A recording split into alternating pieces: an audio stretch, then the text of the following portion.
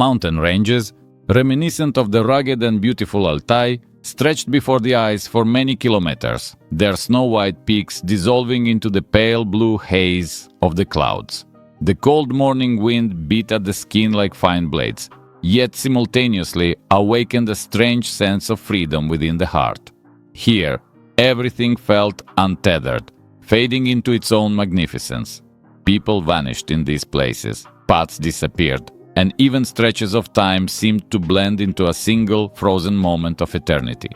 It was into this setting that German arrived, a man in his 30s with a nondescript appearance and lifeless eyes, but with a palpable determination in his movements. Once German had been known in a small circle as a talented wildlife photographer.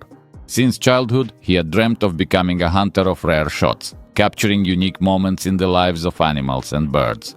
Initially, his lens caught eagles soaring in the sky, horses galloping across plains, and even the most ordinary domestic cats, in whom he saw a hidden grace. His work gained notice, published in magazines and featured in exhibitions. But then hard times arrived. A tragic car accident claimed the life of his beloved wife. From that terrible day forward, German abandoned almost everything, stopped giving interviews, and led a reclusive existence. One day, an old friend, Alexander, also a photographer with whom German had once traveled the world, called him. Alexander said, "If you want a distraction from your suffering, let's go to the mountains. I heard a rare Pallas's cat lives there. Have you ever seen one in the wild?" German replied softly, "No." And that was enough. Enough to begin piecing together a new chapter in his life. In the end, Alexander couldn't make the trip himself. Urgent matters intervened, but German didn't change his mind. Grabbing his camera and minimal gear, he left, seeking solitude and, perhaps, renewed strength, far from familiar walls and overly talkative people. The first week in the mountains seemed deceptively calm. German settled into a small hunting cabin, the kind rented out locally only to experienced hikers or dedicated photographers. The cabin stood on a rocky outcrop, flanked on one side by dense spruce forest and on the other by a precipice, below which the gentle murmur of a mountain river could be heard. The pines and cedars here branched high, seeming older than any elder, and occasionally birds, alpine choughs, crossbills, would flock to the cedars, their cries echoing through the forest, splashing vibrant life into the realm of cold stone. German tried photographing the snowy peaks at sunset, the pastel rays of dawn, the tiny streams winding through the valleys. The beauty of nature was captivating, yet his inner turmoil remained. Every evening, sitting by the fire, he remembered his late wife and re-experienced the full, merciless pain of loneliness. It felt as though nothing and no one could ever warm the part of his soul that had died with her. One day, as he walked along a narrow path higher up the slope, hoping once again to stumble upon signs of wildlife, his gaze caught a faint movement in the bushes. At first, he thought it was some large bird, but looking closer, he saw a small animal, a low, fluffy body, short legs, a huge head with small, alert ears. German's heart froze. Before him was a real Pallas's cat. This rare feline, possessing a distinctly displeased expression due to the unique structure of its skull and eyes, sat in silent tension, warily watching the human. German immediately felt a surge of adrenaline, a rare chance to photograph a Pallas's cat so close, without camouflage, without long days of tracking. He slowed his pace to avoid startling the animal, quietly raised his camera and aimed the lens. However, a slight movement of his hand, and the Pallas's cat, without hesitation, darted behind a boulder, disappearing from view. Only a few seconds of a strange eye contact remained in German's memory, but even in those seconds, there was something incredible. His heart pounded, seemingly louder than the rush of the wind. Suddenly, a faint warmth spread through German's soul. He was gripped by that familiar photographer's thrill, the hunter of rare moments, when fatigue, pain and despair recede, and the only thing that matters is capturing the instant. The hero sensed it. This encounter with the Pallas's cat was not accidental. Perhaps this was a chance to break free from the prison of his own sorrows. He dedicated the following days to searching for tracks of the small predator.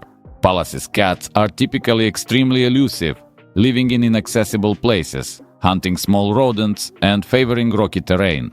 German had read about their secretive nature, knew that contact with humans was practically impossible for them. They preferred to keep their distance from any two-legged creatures. But something told German that here, in these specific mountains, he might see this marvel of nature again. Eventually, luck favored him. A week later, he spotted the palace's cat again in the distance on a stone ledge. This time, the hero managed to take several shots from afar, using a telephoto lens. The cat stood against the wind, eyes narrowed, its long, thick fur rippling, tail wrapped around its paws. There was something simultaneously majestic, sullen, and touching in its appearance. The photos weren't perfectly sharp, but German felt the process was more important than the result. His heart was no longer so numb. He found himself smiling as he reviewed the shots on the camera's small screen. However, everything changed when melancholy washed over him again during the evenings in the cabin. It seemed to German that even here, in this kingdom of snow and rock, he couldn't hide from the ghost of his past. Every small joy was accompanied by an echo of memory. Here he was, capturing a stunning landscape. She would have loved it. She would have beamed seeing this photo. Here he was, listening to the wind sing through the trees. She adored moments like these. Tears welled up in his throat. But perhaps these very tears were what still connected German to life. One day, while scouting the surroundings, German unexpectedly heard distant gunshots. His heart lurched. Poachers here too? Few dared to wield firearms in such wilderness without a serious reason. Maybe hunters were after reindeer, marl deer, or snow leopards. The mere thought that people might be nearby, ready to shoot any animal for its hide or for sport, filled German with sharp revulsion. Even as a child, he couldn't stand the killing of animals, even within traditional hunting practices. He always advocated for the photo hunt, where the impression and the photographer's talent become the main trophy. However, he didn't directly encounter the poachers. The shots died down as quickly as they had erupted. But the incident lodged itself in his mind. Perhaps the palace's cat itself was the target of illegal hunting, as the pelts of these unusual cats are highly valued on the black market. The thought of such cruelty seemed monstrous. As a harsh winter night descended, with a clear moon wandering across the sky, German felt the cold seeping through the cabin walls. He tossed the last logs into the stove, huddling deeper into his sleeping bag. Just need the supplies to last. Just hope the weather doesn't trap me until spring, he thought. His food stores were modest: grains, canned meat, some dried fruit. He got water from the mountain stream, melting snow. In the morning, he needed to check the camera traps he'd set up near several trails.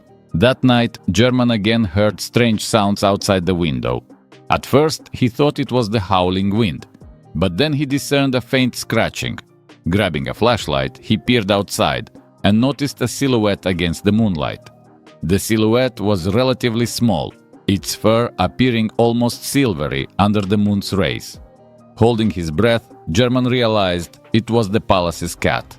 It had likely come to the cabin, searching for easy prey, or more probably, just by chance. The man felt his heart beat faster. He carefully stepped out onto the porch, trying not to make a sound. The palace's cat raised its head warily. In a few leaps, the cat could have vanished into the darkness, but it seemed either too curious or too hungry. German, understanding the situation, took a small piece of jerky from his pocket, part of his own snack supply, and gently placed it nearby, away from the steps. Then he softly retreated, pretending he wasn't going to approach further. The palace's cat sat motionless for a moment, then moved forward. It moved smoothly and mistrustfully, ready to jump back at any sudden movement from the human. German stood frozen, barely breathing. Finally, the animal approached the offering, sniffed it, and snatched the piece of meat, letting out a low growl, as if warning an unseen rival that this portion of the spoils now belonged solely to it. A gentle light of hope illuminated German's soul. Perhaps he had found that thin thread connecting him back to life. If the trust of this wild animal could be earned, German could prove, primarily to himself, that he was still capable of caring for something. capable of loving the world despite his own pain. The following days became like a mysterious dance between man and beast. The palace's cat appeared irregularly. Sometimes German would only catch a glimpse of a grey blur somewhere on the rocks. Sometimes it would stubbornly wait near the cabin at night. German had already realized attracting the cat without treats was harder. And although feeding a wild animal isn't always the best decision, the man couldn't suppress the desire to help the predator survive the harsh conditions. Besides, the rare palace's cat was too fascinating not to observe and record its habits. Soon, German set up a motion-activated camera trap in front of the cabin to know exactly when the cat appeared at night. This way, the hero could wake up in time, glance out the window, and watch carefully. Sometimes he managed to take a few pictures, sometimes just admire the remarkable creature. With each new visit, the palace's cat behaved a little calmer, no longer fleeing immediately, but seemingly observing the human with curiosity. One day, returning after a long walk along the snowy trails, German found a new scene at the cabin. The palace's cat was lying on the porch as if waiting for the owner. Seeing the man, the cat flinched slightly, narrowed its eyes, but didn't run away. German slowly raised his camera. His heart hammered. Don't scare it, don't make any sudden movements. Several sharp shots turned out surprisingly expressive. The large face with yellow eyes, the thick fur sideburns that seemed to tell tales of the windy winter, and a silent question in its gaze. Are you friend or foe? Thus began their strange coexistence. The cat was no longer just a subject for photography. Increasingly, it resembled a wild neighbor, accepting gifts and gradually trusting the human's presence. German developed a habit of talking aloud to the animal about his life, about his wife, about the pain of loss, as if expecting the stern predator to understand. There were moments when, after pouring out his feelings into the void, the man felt a sense of relief, even though the palace's cat simply sat nearby, narrowing its extraordinary eyes, giving, of course, no sign of comprehension. And everything might have continued in its own rhythm. Brief encounters with the animal, photography, quiet solitude. If German's world hadn't been shaken once more. It happened towards the end of winter, when the snow in the mountains became particularly treacherous, forming deep drifts and thick crusts hiding ice underneath. It was then that German saw 3 strangers on the horizon, walking along the trail. 2 of them had rifles slung over their shoulders. German's first impulse was to hide. Uninvited guests in the mountains rarely boded well. Descending slightly down the slope, he began to observe secretly. The men were discussing something, frequently looking around, clearly searching for animal tracks or perhaps someone else. Less than 5 minutes passed before a shot rang out. German felt a chill in his chest, as if the bullet had passed inches from his heart. Apparently, these men were indeed looking for prey. German spent the rest of the day in anxiety, trying not to attract attention. He extinguished the light in the cabin to avoid accidentally revealing his location, but fear had already taken root inside him like a thorny seed. For if poachers were hunting in these mountains, the palace's cat could become their target, especially if they knew about the high value and rarity of this fluffy cat. Several days passed in tense anticipation. No more shots were heard. The strangers seemed to have moved on, but one evening, as dusk was falling, German went out for firewood and caught the acrid smell of a campfire somewhere nearby. So, they had set up camp. The risk of the palace's cat stumbling upon them was too great. German seriously considered how to protect his new ward. The constant thought, at least scare the cat away from these places, so it doesn't trust people, hammered in his head. But how could he explain to a wild animal that humans shouldn't be trusted? The paradox. German himself had been trying to earn the animal's trust, giving it food, speaking calmly. And now he needed to instill the exact opposite, as if saying, "Stop, cat, keep your distance from us, we're too dangerous." However, everything resolved itself in an even more unexpected way. A week later, another rifle volley echoed, then another. German, dropping everything, raced towards the sounds. He ran through snowdrifts, his heart pounding furiously, like thunder in broad daylight. On one slope, a jerboa lay in the loose snow, possibly shot. and nearby were human footprints. And then, from under matted bushes, a terrified Palace's cat burst out, darting almost under German's feet. The animal had a strange gait, as if it were limping. "Damn it," German muttered. He wasn't sure if the Palace's cat was wounded or had simply injured its paw. Perhaps the bullet had passed close, and the cat had twisted its limb while escaping death. There was no time to think. A man in camouflage appeared from behind a snowdrift, aiming at the fleeing animal. Without hesitation, German shouted, "Don't you dare!" and rushed directly into the line of fire, trying to shield the Palace's cat with his body. Startled by the unexpected intervention, the poacher flinched. The shot went into the air, followed by curses. "Are you crazy?" yelled the stranger, clearly not expecting another soul in this godforsaken place. "Get out of here!" German retorted, barely containing his fury. "This is a protected area. You have no business being here." For a few moments, the men were silent, as if processing what had happened. Then one poacher, apparently the leader, spat to the side. "What's it to you?" he drawled. "We just came to hunt. Maybe not even this cat." "Liar," German said firmly. "I've heard you shooting more than once. This is illegal. I have contact with the reserve warden." He was bluffing. He had no such contact, and furthermore, cell service here was intermittent at best. But the poachers couldn't know that. After a minute of tense silence, they decided to back down. Or perhaps they simply saw no point in confrontation, risking bigger trouble. One of them threw back mockingly. "All right, live on, animal defender. Just no guarantee you'll survive long here yourself. Weather's rough, wolves roam. We'll go where the game is better." And they left. German stood in the snow, trembling not so much from the cold as from the adrenaline surge. The ensuing silence sounded louder than the gunshots. After a couple of minutes, he remembered the injured Palace's cat and followed its tracks, hoping to find it alive. The animal was hiding in a small hollow under the roots of a tall fir tree, where there was a natural pocket between the snow and the trunk. German slowly approached, leaning down, trying to see how serious the injury was. The Palace's cat lifted its head, looking at the man with eyes full of wild fear, and even bared its teeth slightly, emitting a warning hiss. But it couldn't crawl away. It seemed the hind leg was badly damaged. Dark drops of blood stained the snow. "Easy, little one. Easy," German said softly, trying not to make sudden movements. "I just want to look." Inside, the heroic part of his consciousness urged, "You have to help.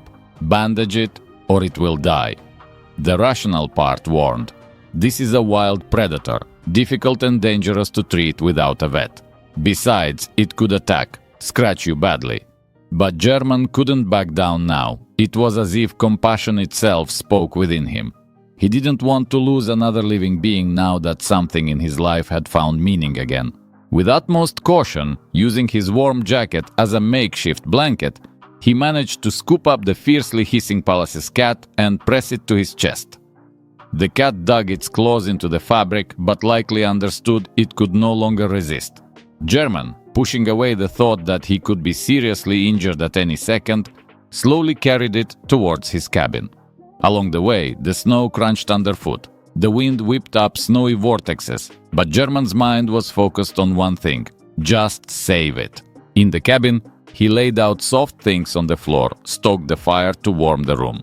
The Palace's cat, utterly wild, continued to growl and struggle, but the desperation in its eyes suggested it understood there was no choice. German quickly examined the leg, finding a shallow gunshot wound. The bullet had grazed it, tearing soft tissue. Nevertheless, without treatment, infection could set in, leaving the Palace's cat no chance in the harsh mountains. German had a first aid kit, albeit meager. He took out hydrogen peroxide and antibacterial ointment. The task ahead was formidable: restraining an angry, semi-wild cat while treating its wound. Several times, the Palace's cat tried to twist free, snapping its teeth millimeters from the photographer's hand, extending its claws. German spoke softly. "Easy, easy. Sorry. Forgive me." The animal seemed to listen only to its own despair, but still couldn't break free completely. When the wound was cleaned and bandaged, German fashioned a sort of den from old towels in a corner, away from drafts, and gently placed the cat there. It fell quiet, breathing heavily and trembling all over. Realizing that any attempt to approach now would provoke another outburst of aggression, German left it alone and sat on a chair near the stove. His hands shook from nervous tension, and his skin bore scratches and small bruises, proof that caring for an injured wild animal was far from simple. German barely slept that night, listening to the rustling sounds. Several times the palace's cat either jumped up or tried to move, quietly scratching the floor with its claws, but then settled back down, hissing and moaning. The man tried to soothe it with quiet words, telling it how he once helped nurse a stray kitten back to health in the city, how it grew up to be an affectionate friend. "I know, this isn't about you, but you mustn't die, you hear?" German murmured, feeling a lump in his throat again as he remembered his wife's dream of adopting another cat they had found on the street, but they hadn't had time then. Hadn't had time to enjoy life to the fullest. Thus, they spent the first 24 hours together after the poacher's shot. The situation was extremely difficult. German had no access to a veterinarian, lacked necessary medications beyond standard human antibiotics, and the palace's cat could escape or even attack at any moment. But days passed, and the animal gradually began to recover. The leg healed thanks to bandaging and disinfection, although the palace's cat usually hissed fiercely when German changed the dressing. The cat was initially suspicious of the food, boiled meat or canned goods for hiking, but eventually started eating as hunger overcame caution. Gradually, a mixture of care and admiration grew in German's soul. Despite everything the animal had endured, it wasn't broken. Its instincts remained strong. Its eyes continued to burn with wild fury towards a dangerous world. Yet now a thin thread connected it and the human. German sometimes even felt that during moments of quiet repose, the cat regarded him not with fear, but with curiosity, as if asking, "So why are you doing all this, human?" In German's mind, the answers resonated so loudly they seemed like unspoken words. "Because I've already lost what I loved. I'm not ready to lose anything else alive that has entered my life." And strangely, admitting this to himself brought relief. It felt as if the weight of grief had slightly lifted. German had found purpose again, to save, to help, not to let something disappear. Problems, however, continued to mount. Firstly, food supplies were running low. Secondly, the weather worsened. Heavy snow fell, blocking the paths. The man understood he either needed to descend to more inhabited areas or somehow wait out the storm in the cabin. But the palace's cat wasn't yet able to hunt independently. Its paw hurt, the wound was healing, albeit slowly. Leaving the cat alone in this condition meant a high risk it wouldn't survive. And German made perhaps the most reckless, yet the only right decision for himself, to stay and monitor the palace's cat's condition until it recovered enough to walk on its own. The man decided to eat minimally, stretching the remaining supplies, while giving the cat small portions of meat, canned fish, which he had saved for himself for emergencies, anything that could help the animal recover. Time passed slowly. Life became harsh, truly immersed in a struggle for survival. In the snow-covered mountains, German realized his camera lay forgotten in a corner. No time for photography. He did take a few shots for memory. The palace's cat eating from his hand, watching the blizzard through the window, dozing on the soft makeshift bed by the fire. Each such photograph filled his heart with a strange tenderness. Sometimes in the dead of night, exhausted from his duties, German would fall asleep and dream of his wife. Alive, smiling. She seemed to approve of his actions, whispering, "Your kindness was always the most important thing about you." And German would wake up with tears in his eyes, but no longer feeling the bottomless despair as before. Although he knew he couldn't bring her back, the presence of this wild cat in his life became a symbol that there were creatures still worth protecting, worth fighting for, and this gave him the strength to keep living. Finally, the weather began to improve, and the cat's condition noticeably strengthened. It could already stand on all fours, though it limped slightly. The fur around the wound on its side was matted from frequent treatments, but the bleeding had stopped. Infection hadn't set in. Success! German felt that perhaps the time had come to release the animal back into the wild. A wild predator cannot spend its life in a human prison, even if the human is trying to save it. However, the thought of parting with the cat felt bittersweet. On one hand, the palace's cat deserved freedom in its native environment. On the other, German had grown too attached to it. But true love, even for animals, is not selfish attachment, but the desire to grant another freedom. The morning dawned clear. The snow-capped peaks shone as if carved from white marble. The sun promised a slight thaw. German rose early, opened the door, and placed a bowl of food on the porch. The palace's cat, healed and relatively strong, cautiously emerged, sniffing the cold air. Its ears twitched, the snow crust crunched under its paws. It took a few steps, turned back to the man with a slight narrowing of the eyes, as if studying and memorizing his face. Or perhaps saying goodbye. "Go on," German whispered. "I'm not keeping you." The cat stood for another moment, then headed towards the edge of the forest and disappeared behind the trees, vanishing into nature's domain. German felt emptiness and, at the same time, joy for the animal. It had returned to where it belonged. Now it was German's turn to set out. He began packing his things, checking his gear. Food was almost gone. Staying put and starving made no sense. Besides, winter was ending. Soon the trails might become more accessible, and he could return to the nearest settlement. But as sometimes happens, fate decides to test us one last time. On the night before his departure, German again heard gunshots. His heart sank. Could the poachers be back? The sound was distant, but after what had happened, German couldn't remain indifferent. He didn't know if they were truly hunting the palace's cat, but the mere thought that the cat might fall into their sights compelled him to act. In the morning, he quickly packed the essentials and set off in the direction from which the shots had come.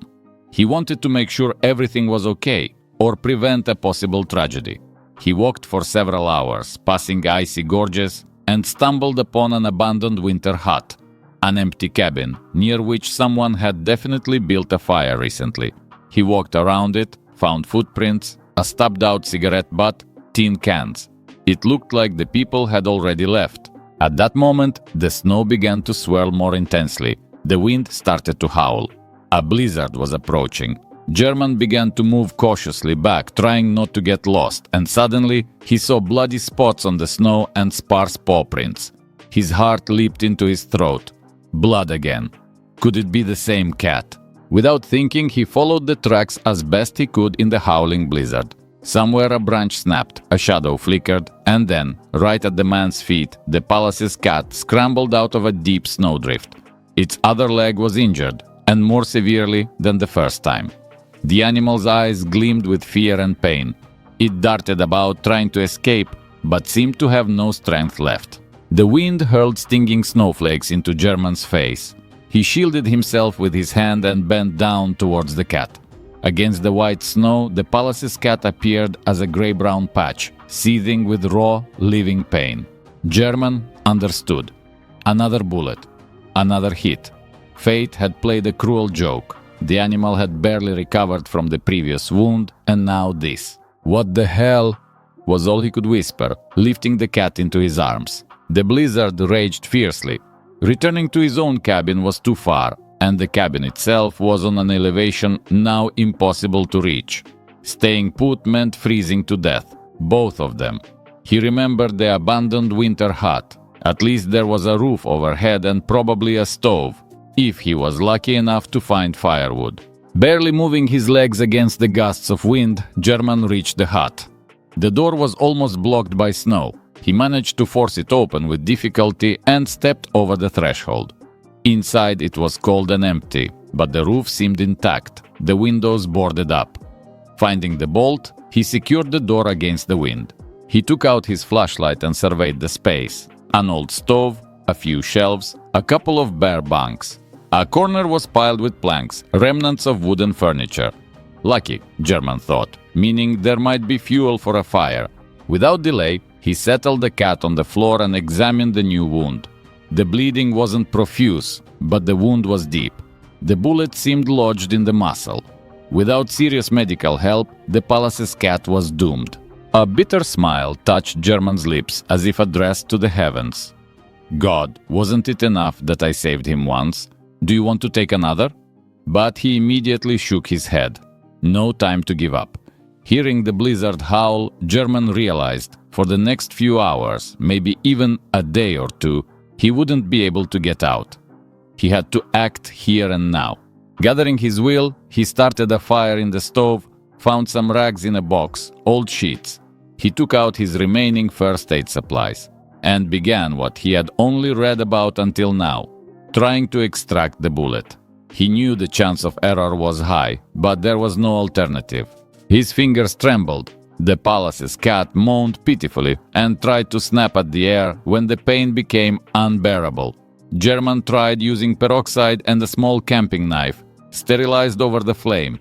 He spoke to the animal. Easy. I know it hurts. Just don't die in my arms. Minutes felt like eternity. German managed to probe slightly and push out the bullet, then clean the wound. Strangely enough, the wild cat, perhaps from pain or understanding the situation, effectively lost the ability to resist. German acted as if hypnotized by determination. Just don't let it go downhill. Just prevent gangrene or blood loss. When it was over and the bullet extracted, the man sat down beside the trembling palace's cat, dropped his head into his hands, and sobbed. These were tears that had been building up deep inside for a long time. Tears not only of fear for the animal, but also tears of his own misfortune, loss, resentment towards the world. Right now, he could only give vent to his emotions, then stoke the fire higher, cover the cat with whatever he could find, and pray for a miracle. The days in the abandoned winter hut blurred into one continuous battle for life. The blizzard howled outside, unleashing icy squalls, but inside, a fire burned, and on this tiny island of warmth remained two solitary beings. Day after day, German cleaned the wound, monitored for infection, shared his last scraps of food with the cat. He knew he himself was on the verge of exhaustion, but couldn't bring himself to abandon helping the animal. The more effort he poured into this rescue, the more something within him changed. The pain of losing his wife now took on new contours, and this pain was no longer solely destructive. It became fuel for the determination to protect life that could still be protected. It pushed German beyond the limits of his old despair. For now he had a purpose that gave him strength. 3 days later, the blizzard subsided. In the mornings, the sun peeked timidly through the planks. A cold wind whistled through the cracks in the walls. But German noticed the palace's cat had regained some strength. It lifted itself on its paws. Its gaze, though still wary, was more lucid. The cat sometimes purred softly when German got very close, as if protesting, but no longer falling into furious aggression. It seemed to understand the human was fighting for its life. On the evening of the 4th day, the snowfall stopped, and German decided, time to get out. Staying in the dilapidated hut meant condemning himself to starvation, and the animal needed veterinary care, even if it would be hard to find in the mountain villages. In a desperate attempt to save his charge's life, German decided he had to descend while the weather held. Fashioning a sort of sling and box from scraps of cloth and old planks to carry the palace's cat, he slung his, now almost empty, backpack over his shoulder and set off. This journey proved a true test of spirit. Each step on the snow-covered trail was laborious. His feet slipped, his breath came short from the altitude and fatigue. Occasionally, German stopped to warm his hands near the palace's cat, check if it was breathing evenly. The cat, too, endured considerable stress, but there was no other way. A couple of times, the thought crossed German's mind. Maybe just leave it. It's a wild animal. Let nature decide if it lives or dies. But each time this thought surfaced, the man remembered the eyes of the cat he had saved, saw a silent reproach in them, and knew he wouldn't abandon it. This task had become too important. Yes, maybe he didn't know why the universe kept bringing him together with this animal, But he knew that fate doesn't forgive betrayal towards those one has grown attached to. Hope emerged only towards the end of the second day's journey. On the horizon appeared a part of a mountain village. A few wooden houses under thick snow caps, a thin ribbon of smoke above the chimneys. German, gathering his remaining strength, headed towards it, his boots crunching on the snow crust, slipping, falling, and getting up again. An elderly man, clearly a local resident, stood by the gate of one of the houses. Seeing the exhausted visitor and hearing him call for help, the old man hurried out to meet him. "What's wrong, son?" he asked, noticing the strange box and the breathless traveler. "Injured animal, Palace's cat. Need help." German managed to gasp out and nearly collapsed to his knees. The old man, though surprised, quickly assessed the situation, opened the door, called his relatives. Thus, German and the Palace's cat found themselves in a warm cabin. Where the cold was driven away, they were given hot broth and attention was turned to the cat. The locals were astounded. Few had seen a Palace's cat up close, let alone an injured one brought by a human. But luckily, they found a way to summon a zoologist from a neighboring district. A knowledgeable man, though not an official veterinarian, familiar with wildlife and able to provide the animal with more professional care. German spent several days in the village recovering from exhaustion. He slept, woke, slept again, feeling the accumulated stress leave his body. When he could finally stand, he asked about the fate of his furry friend. He was told. The man who came to see it said there's a chance. The cat's badly injured, of course, but resilient. If all goes well, it can be released back into the wild in the spring, far from those thugs with guns. German's heart clenched with relief. So, all the suffering, that mad trek through the storm, hadn't been in vain. He had done what he had to do.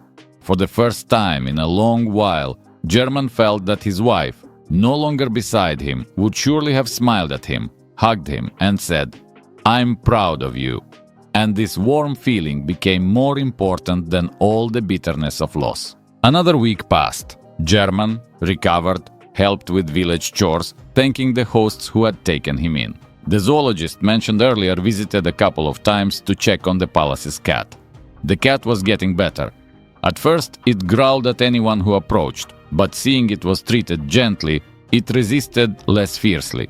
German visited it once, entered the quiet storeroom where the animal was kept in a spacious cage, a temporary measure to allow the wound to heal without risk of it escaping and injuring itself further. The Palace's cat sat in the corner of the cage, its dense fur already regaining its luster, wariness flickering in its eyes, but not mortal fear. Noticing German, the cat slightly furrowed its brows, lifted the corners of its sideburns, as if to say, "You again?" German leaned down, whispered, "Thank you for surviving," and felt tears well up. But these weren't tears of grief, they were tears of relief and acceptance of the past.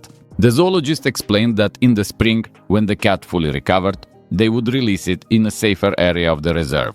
"You can be there if you want," he told German. The man simply nodded, feeling he had to be there for the farewell. And so it happened. When the snows melted and the first spring buds unfurled, when the mountain peaks no longer seemed like deadly traps, and the poachers had apparently moved on to other pursuits, German and several others traveled to the edge of the protected zone. There, where vast rocky slopes met small alpine meadows, was excellent habitat for Palace's cats. They brought the cage there, opened the door. The cat leaped out, took a couple of bounds, paused as if looking back, then darted swiftly down the scree slope, dissolving into the tangle of rocks and shrubs. German stood, breathing in the fresh wind, full of the scents of spring grass and meltwater. The air pulsed with life. And though he might never see that particular Palace's cat again, the memory of it would remain in his heart. This memory held far more meaning than just saving a wild cat from a bullet. It became a symbol of his own struggle for life, for the capacity to love and feel compassion even after believing his heart was broken forever. Watching the disappearing animal, German smiled. He felt he too was returning to life. Yes, the past couldn't be forgotten, his wife couldn't be brought back, and the scars on his soul would remain. But now he knew. As long as you possess compassion and the resolve to act, your soul is not dead.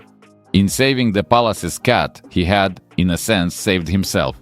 Upon returning to the village, German didn't stay long. He thanked everyone who had helped him and moved on, perhaps home, perhaps on a new photographic hunt. A whole world lay open before him, a world that held space for pain, but also for new hope. Before bidding farewell to his hospitable hosts, he left them a photograph as a memento, the very one where the palace's cat, in all its wild beauty, stands on a snowy rock, looking directly into the lens. "May you have a reminder of the wonders that exist beside us," German said, and left. He walked along the road, listening to the breath of the wind. His heart felt light and free, as if a massive weight had lifted from his shoulders. The most important lesson he learned from this ordeal was this: life does not forgive indifference, but rewards those who, despite fear, continue to fight for it. He once thought nothing could ever rekindle his heart, but sometimes all it takes is the gaze of a wild animal and one's own decision not to walk past another's plight. The sun slid across the mountain peaks, the sky shifting from transparent blue to soft pink. He took out his camera to take a picture. Holding his breath slightly, he pressed the button, capturing the sunset. For a moment, it seemed he saw something in the orange glow of the last ray. Perhaps the spirit of his wife, perhaps just the shadow of a cloud. But smiling a quiet, sad smile, German understood. No, it was just the world, always present, which he had finally accepted in all its complexity and beauty. On this path, where man and palace's cat met and parted, lies the secret of a new spring. Even if the soul is broken, torn by loss, it can revive, if only one dares to believe again in the miracle of living nature and one's own feelings. And true love and compassion are never wasted.